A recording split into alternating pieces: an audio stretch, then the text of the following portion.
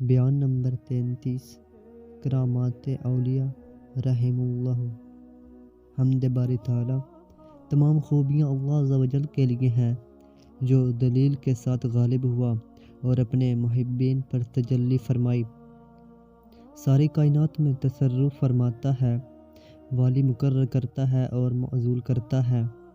اپنے بندوں میں سے جسے چاہے راہ خدا عز و جل میں بڑھ چڑھ کر جہاد کرنے کی توفیق عطا فرماتا ہے، پھر وہ پیٹھ نہیں پھیرتا اور اپنے بندے کو قیام اللیل کی توفیق عطا فرماتا ہے تو وہ اس کی اطاعت و عبادت میں خوب کوشش کرتا ہے اور اللہ عز و جل سے سرگوشیوں میں لذت حاصل کرتا ہے۔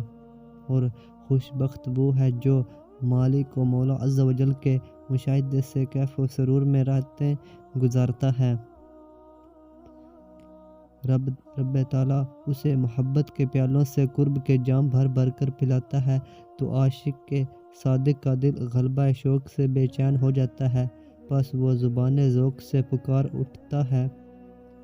سحری کے وقت ساقی نے جام محبت کے ساتھ تجلی فرمائی، اس کے قرب سے وحشت دور ہو گئی اور کہا گیا، اے وہ شخص جو وصال الہی کی طلب میں بے چین ہے، سن لے، ہجر و فراق کا زمانہ گزر گیا، جدائی کا وقت ختم ہو گیا اور دور کیے ہوئے کو قرب مل گیا۔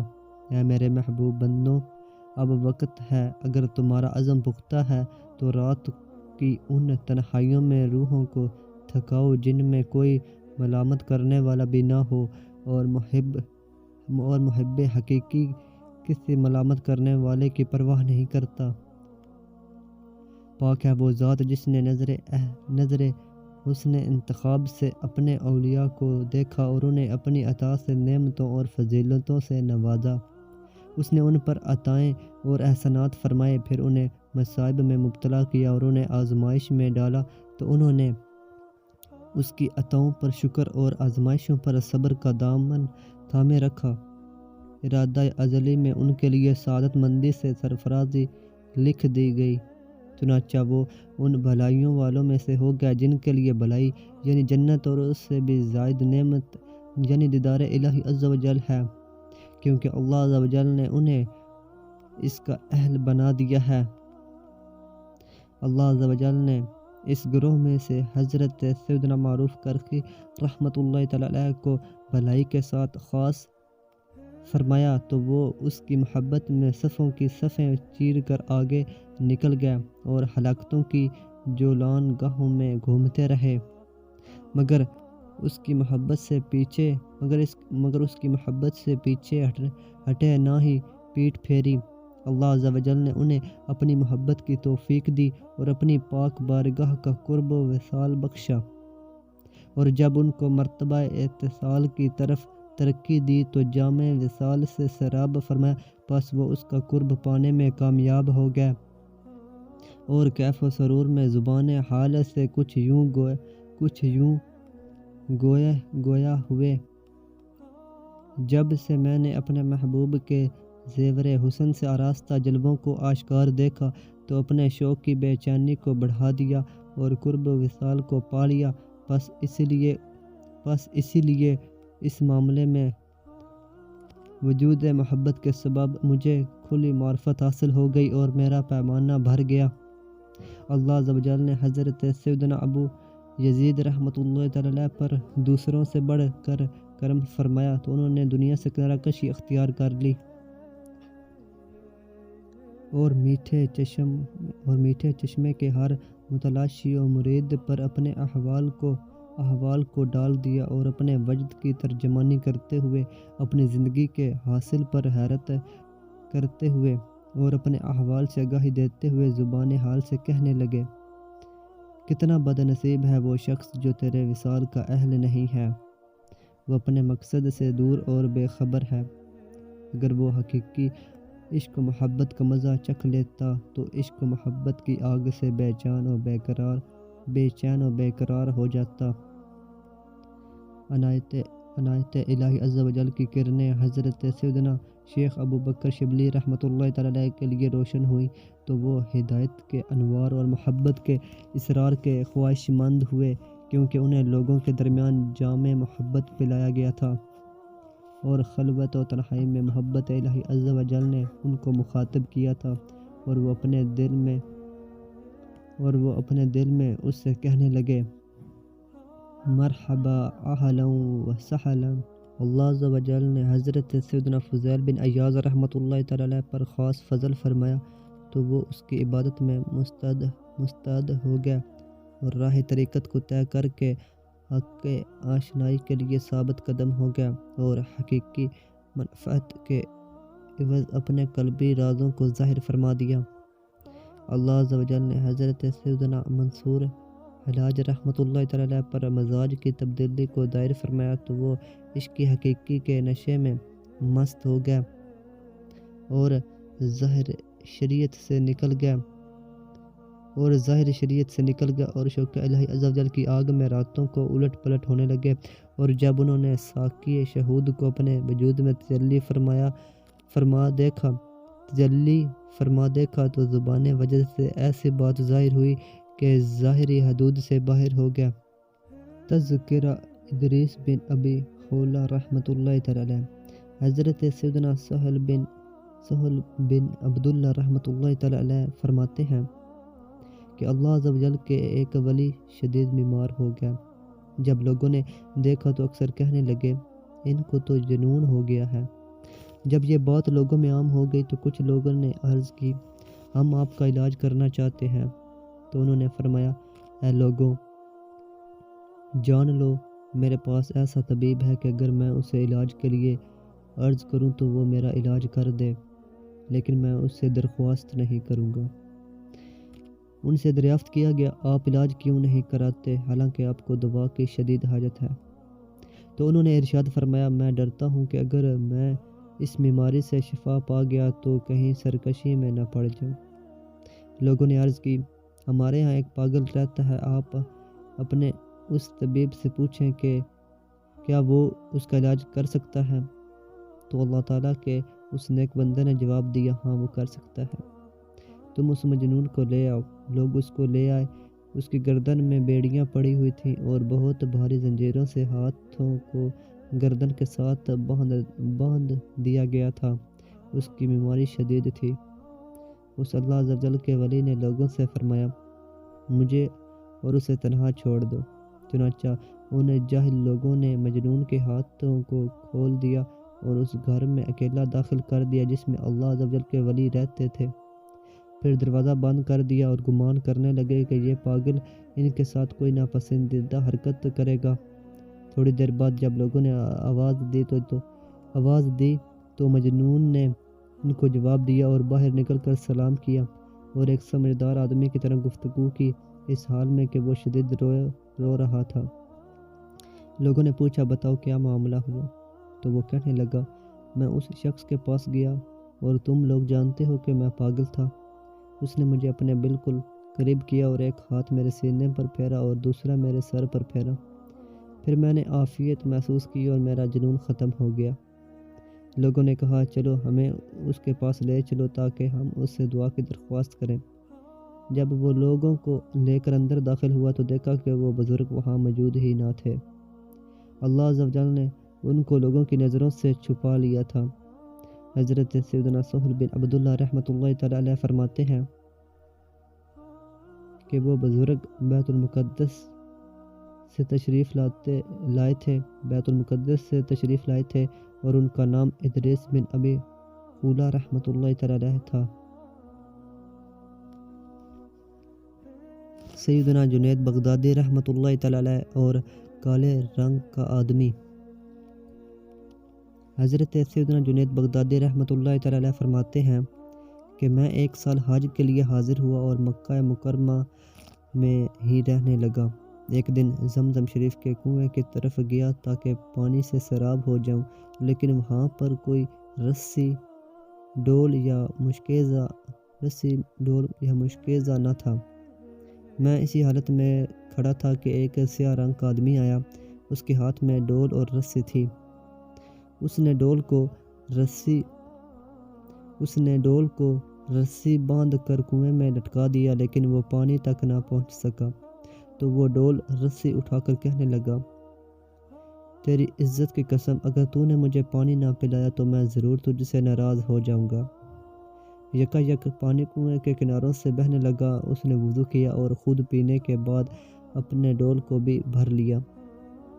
پانی دوبارہ کنویں کے پیندے تک پہنچ گیا۔ جب وہ شخص روانہ ہوا تو میں بھی اس کے پیچھے ہو لیا اور عرض کی، اے میرے دوست، تم کس پر غصہ ہو رہے تھے؟ اس نے جواب دیا، اے جنید، ایسی بات نہیں جیسے تم سمجھ رہے ہو۔ میں تو اپنے نفس پر غضبناک ہو رہا تھا کہ اگر مجھے پانی نہ ملتا تو قیامت تک اسے پیاسا رکھتا، لیکن جب میرے مالک عز و جل نے مجھے اپنے دعوے میں سچا دیکھا تو میرے لیے پانی کو جاری کر دیا۔ اس کے بعد وہ شخص میری نظروں سے اوجھل ہو گیا، پھر کبھی نظر نہ آیا۔ مقام معروف رحمۃ اللہ تعالی علیہ۔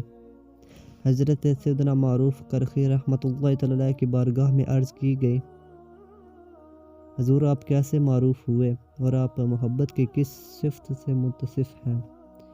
تو آپ نے ارشاد فرمایا، اے لوگوں، تم پر تعجب ہے، کیا معروف کو جہل رکھا جاتا ہے؟ کیا محبوب کو ناپسند کیا جاتا ہے؟ کیا نابینے کے علاوہ چاند کسی پر پوشیدہ ہوتا ہے؟ کیا تم میرے دل کو گرفتار محبت نہیں پاتے؟ کیا میرے دماغ کو مشتاق دیدار اور میری عقل کو کھویا ہوا نہیں دیکھتے؟ میں نے محبت الہی میں کتنے ہی انہیں چبے پہاڑ ڈالے اور موت کے کتنے پیالے گھونٹ گھونٹ کر کے پیے، اور کتنی ہی بار محبت کے مشکل رموز کو پڑھا، یہاں تک کہ میں اہل محبت کے درمیان معروف ہو گیا۔ اگر میں معروف نہ ہوتا تو سعادت کے راستے سے پھرا ہوا ہوتا، کیونکہ غرور کی چادر میں چھپنے والا سب پر ظاہر ہو جاتا ہے اور جھوٹا دعویٰ کرنے والے کا دعویٰ رد کر دیا جاتا ہے۔ سیدنا فضیل بن عیاض رحمۃ اللہ تعالی علیہ کی توبہ۔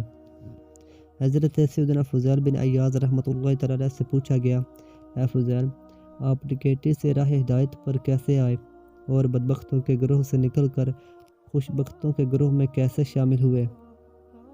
تو آپ نے جواب دیا، میں توفیق سے بہت دور اور راہ ہدایت سے بھٹکا ہوا تھا، مگر اللہ عز و جل نے مجھے گناہوں کے سمندر سے نکال کر نوازشات و انعامات سے ڈھانپ دیا۔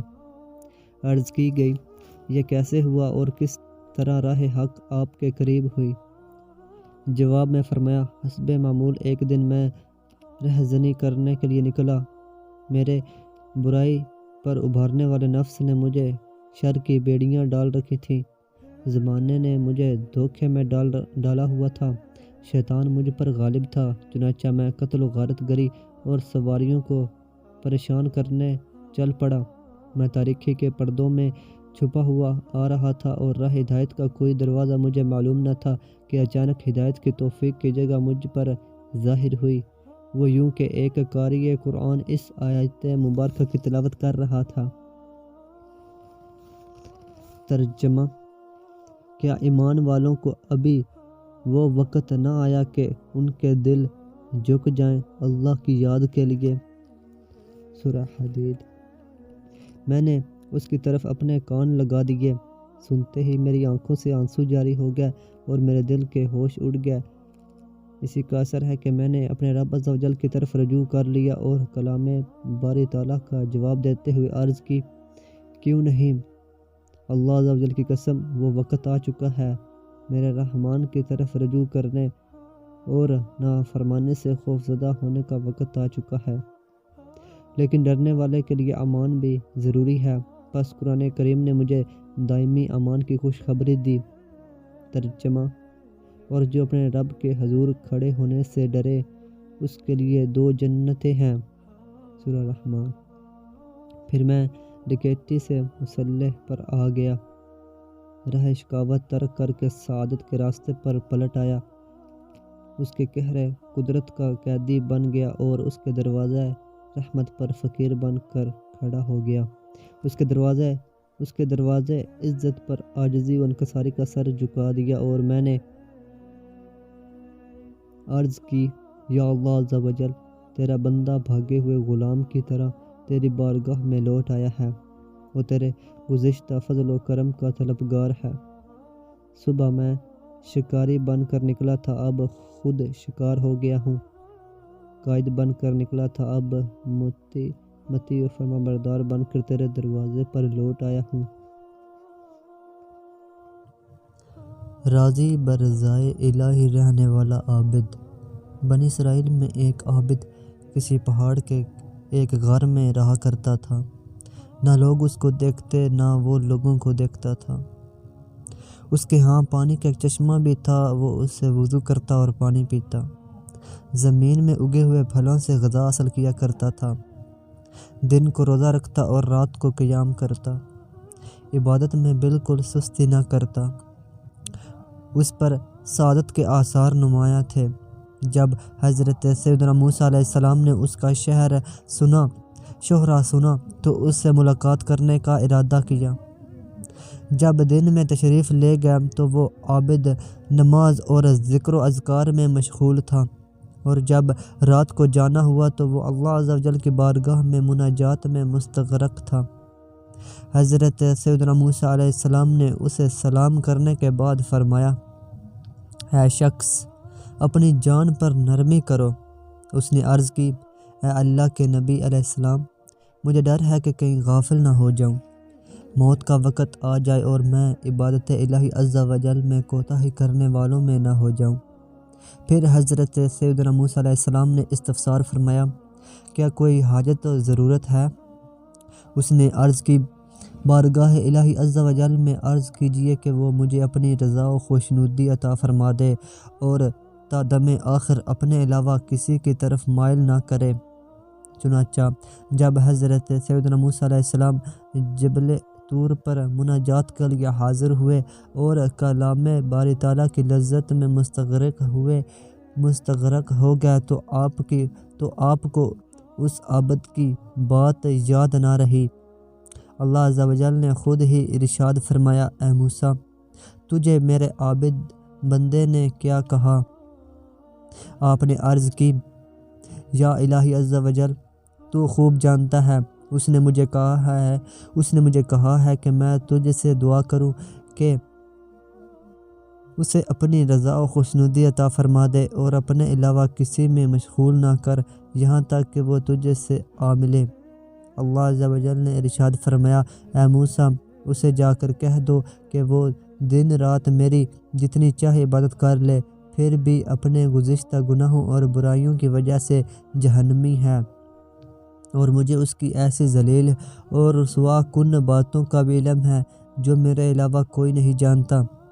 چنانچہ حضرت سیدنا موسیٰ علیہ السلام اس کے پاس تشریف لائے، اسے رب عز و جل کا فرمان سنایا اور اس کے گزشتہ بڑے بڑے گناہوں کے متعلق بتایا تو اس نے کہا، مرحبا، میں اپنے رب عز و جل کا فیصلہ اور حکم دل و جان سے تسلیم کرتا ہوں۔ وہ ہر شے کو دیکھنے والا ہے، اسے ہر شے کا علم ہے، اس کے حکم کو رد کرنے والا کوئی نہیں، اس کے فیصلے کو پھیرنے والا کوئی نہیں۔ یہ کہہ کر وہ بہت زیادہ رونے لگا اور عرض کی، اے موسیٰ علیہ السلام، اس کی عزت و جلال کی قسم، اور اگر مجھے اپنے دروازے سے دھتکار بھی دے تو میں بھی اس کے دروازے پر پڑا رہوں گا، کبھی نہ ہٹوں گا، اور اگر مجھے جلا دے یا میرے ٹکڑے ٹکڑے کر دے تو بھی میں اس کی بارگاہ سے کبھی نہ پھروں گا۔ جب حضرت سیدنا موسیٰ علیہ السلام مناجات کے لیے جبل طور پر تشریف لے گئے تو عرض کی، یا اللہ عز و جل، تو خوب جانتا ہے تیرے عابد بندے نے کیا جواب دیا ہے۔ اللہ عز و جل نے ارشاد فرمایا، اے موسیٰ، اس کو خوشخبری سنا دو کہ وہ اہل جنت میں سے ہے اور اسے میری رحمت و احسان نے گھیر لیا ہے، اور اسے یہ بھی کہنا کہ تو نے میرے فیصلے کو صبر اور رضا سے گلے لگا لیا اور میرے سخت حکم و فیصلے کے باوجود راضی رہا۔ اب اگر تیرے گناہوں سے زمین و آسمان اور درمیانی فضا بھی بھر جائے اور تمام سمندر بھی بھر جائیں تو بھی میں تیری مغفرت فرما دوں گا، کیونکہ میں بہت کریم اور بخشنے والا مہربان ہوں۔ جب حضرت سیدنا موسیٰ علیہ السلام نے عابد کو یہ خوشخبری دی تو وہ سجدے میں گر پڑا اور اپنے رب عز و جل کی حمد کی اور سجدے میں پڑا رہا یہاں تک کہ اس کا طاہر روح کف سے عنصری سے پرواز کر گیا۔ اے شک میں پڑھنے والوں، کب تک تمہیں تمہارا رب عز و جل بلاتا رہے گا اور تم جواب دینے سے اعراض کرتے رہو گے؟ اس نے تمہیں کس قدر احسانات سے نوازا، پھر بھی تم نافرمانیوں سے اس کا مقابلہ کرتے ہو، حالانکہ تم پر اس کی طرف سے محافظ فرشتے مقرر ہیں۔ جلدی سے توبہ کر لو کہ وہ تمہارے بہت قریب ہے، اور اسی سے ہدایت و توفیق کا سوال کرو۔ غم و تنگ دستی کو دور کرنے کے لیے اس کا قصد کرو، بے شک اس کا قصد کرنے والا خسارے میں نہیں رہتا، اور اسے راضی کرنے والے اعمال کرو اور اس کی نافرمانی کے کاموں سے بچو۔ وہ علم و قدرت کے ساتھ ہر جگہ موجود ہے، غائب نہیں۔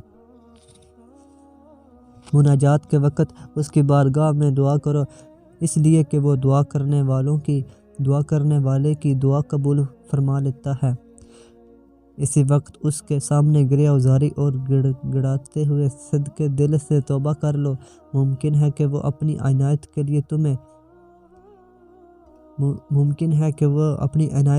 تمہیں چن لے اور تمہیں ہدایت سے بہرہ ور کر دے، کیونکہ اللہ عز و جل جسے چاہے اپنے قرب کے لیے چن لیتا ہے، اور جو اس کی طرف رجوع کرتا ہے وہ اسے اپنی راہ دکھاتا ہے۔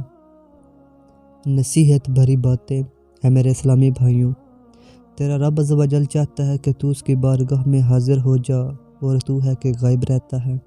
کب تک اپنی لغزشوں اور خطاؤں کی بیماری میں مبتلا رہے گا؟ تو اپنی بیماری بیان نہیں کرتا کہ طبیب تیرا علاج کرے؟ اے گناہوں اور خطاؤں کے سمندر میں غرق، اے برائیوں اور عیبوں میں مشہور، خدا عز و جل کی عبادت سے اعراض کرنے والے، اگر تو گناہوں سے وحشت زدہ ہو چکا ہے تو جان لے کہ رب کریم عز و جل کا دروازہ اس بندے کے لیے کھلا ہے جو اس کی بارگاہ کی طرف رجوع کرے اور توبہ کرے۔ اے محبت الہی عز و جل کی رسی کو چھوڑنے والے، راہ حق کو مشکل سمجھ نہ توفیق کو دور خیال کر۔ بہت سے کمزوروں کو اٹھا لیا گیا اور بہت سے بھٹکے ہوئوں کو منزل تک پہنچا دیا گیا۔ تو بھی اپنے ہمت کے گھوڑے پر سوار ہو جا اور پختہ ارادے کی رکابوں پر قدم رکھ لے۔ اگر تیرے پاس تقویٰ کا توشہ نہیں تو اپنے شکوے کو توشہ بنا لے اور اسے جلتے دل کی جلن پر انڈیل اور دل پر بہتے آنسوؤں کا بادل برسا۔ جب بھڑکتے دل کا دھواں بلند ہو جائے اور تیری حسرتوں کی سانسیں گرم ہو جائیں تو جواب کے انتظار میں اس کے دروازے پر کھڑا ہو جا، اور جب عتاب کرتے ہوئے تجھے کہا جائے کہ کون اجنبی دروازے پر کھڑا ہے تو یوں عرض کرنا، تیرا بندہ ایک بھکاری کی طرح سر جھکائے آنسو بہاتے ہوئے کھڑا ہے، جس کا اصل مال اس کا دل ہے جو خراب ہو چکا ہے۔ ہائے حسرت و لاپرواہی نے میرے اصل مال کو چھین لیا۔ پھر اگر تجھے جواب میں کہا جائے تو نے اپنا مطلوب حاصل کرنے میں تاخیر کیوں کی؟ کس چیز نے تجھے تیرے محبوب حقیقی عز و جل سے دور کر دیا؟ تو تم یوں کہنا، میں جہالت و نادانی کے سبب اپنے دوستوں سے ملاقات کے وقت کی قلت نہ جان سکا، یہاں تک کہ میں ہجر و فراق کا شکار ہو گیا تو میرے دل پر ان کے وصال سے پردے ڈال دیے گئے۔ میری عمر گزرتی جا رہی ہے، نہ جانے کب تک یہ رکاوٹ برقرار رہے گی۔ اے میرے دوستوں، واپس آ جاؤ، تمہاری زندگی کی قسم میں توبہ کرتا ہوں۔ پھر اگر تجھ سے کہا گیا کب تک توبہ کرتا اور توڑتا رہے گا، کب تک ہم تجھے پر نظر کرم کرتے رہیں گے اور تو ہماری بارگاہ سے منہ موڑتا رہے گا، تو تم عرض کرنا، اگر اب تو مجھے معاف کر دے تو میرا دل سدھر جائے گا اور میری حالت ہر طرح کی پراگندگیوں سے صاف ستھری ہو جائے گی اور ناراضگی کے بعد ہماری صلح ہو جائے گی۔ پھر تم تنہائی کو ختم ہوتا پاؤ گے اور دیکھو گے کہ جدائی کے بعد وصال کیسا ہوتا ہے اور مقصود تک رسائی کیسے ہوتی ہے۔ میں حیران و پریشان رہوں گا یہاں تک کہ وہ دن آ جائے جب میں اپنے محبوب کے حسن و جمال کا دیدار کروں اور اس کی ملاقات سے میرا شکستہ دل جڑ جائے۔ میں نبی کریم رؤوف الرحیم صلی اللہ تعالی علیہ وآلہ وسلم کے روضہ اطہر پر حاضری دوں، ان پر بلند و بالا آسمانوں کا مالک عز و جل خوب درود بھیجے اور میرا دل ہمیشہ ان کی طرف متوجہ ہو کر جھومتا رہے۔ وصلی اللہ علی سیدنا محمد وعلی آلہ وصحبہ اجمعین۔